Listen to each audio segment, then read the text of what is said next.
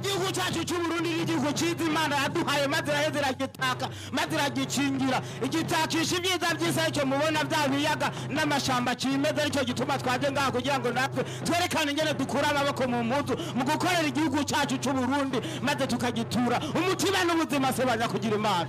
Shata simba neza uraberewe. Shata muraberewe mwana hemaze mu kindo. Shata muraberewe. Ndaganda bwe yuko urwego shingwa bikorwa rw'igihugu mu magara y'abantu rwashyize amahera menshi cyane. Erega abantu kubera twamenyereye mu biro tubona amahera duharurira mu biro ntitubona ayo ariko arakora. Dufise ishantiye z'ibitaro vy'amakomine 35 ubu nyene. Amahera yo mu bitaro warateranije amabije yose urabe ingena ngana kuko mu bitaro twabahaye ubushobozi bwo gushobora gutunganya itunga ryabo.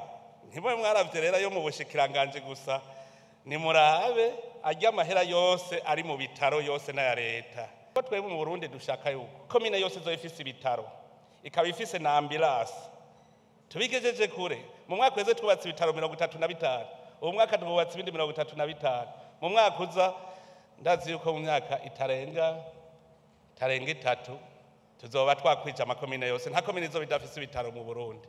Aba dufasha gusahiriza mu iterambere ahubwo icyo nabo basaba baritegura ko badusize bari imbere ni batubera imbere n'ubundi hageze ibikoresho byo mu bitaro baze baraduterera kugira ngo ivyo bitaro by'amakomine bize bibe bifise n'ibikoresho bikwiye.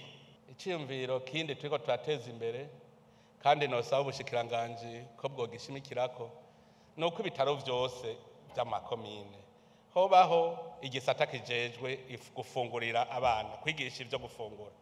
Igihugu cyacu cy'u Burundi n'igihugu cyiza Imana yaduhaye maze iragitaka maze iragicingira igitakisha ibyiza by'isa cyo mubona bya biyaga n'amashamba cimeza aricyo gituma twaje ngaha kugira ngo natwe twerekane ingene dukura amaboko mu mpuzu mu gukorera igihugu cyacu cy'u Burundi maze tukagitura umutima n'ubuzima se baza kugira Imana.